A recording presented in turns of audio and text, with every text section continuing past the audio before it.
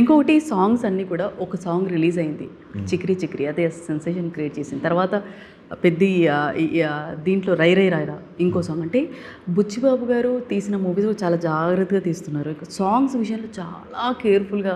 ఇప్పుడు మీరు చెప్పే వరకు నాకు అర్థమైంది, అంటే మిమ్మల్ని తీసుకొని ఆ డ్రైవర్ కూడా ఉంటే మళ్ళీ ఓపెన్గా మాట్లాడలేమని చెప్పి ఆయనే డ్రైవ్ చేసి, అంటే అంత ఒక్క సాంగ్ విషయంలో అంత పర్టికులర్గా చూసారు కదా. సో సినిమా ఎలా ఉండబోతుంది అనే మీకు ఏదైనా ఐడియా ఉందా? ఎలా ఉండబోతుంది, మేమేమి ఎక్స్పెక్ట్ చేయొచ్చు ఆడియన్స్? కథతో కట్టి పాడేస్తారండి ఫస్ట్. విజువల్స్ అనేది రత్నవేల్ గారి మాయ, అది వేరే విషయం. పెద్ది అంటే ఏం ఎక్స్పెక్ట్ చేయొచ్చు అంటే కథ. అంటే ఏ కమర్షియల్ సినిమాలకి ఇంత గొప్ప కథ సాధ్యం కాదు. ఓకే.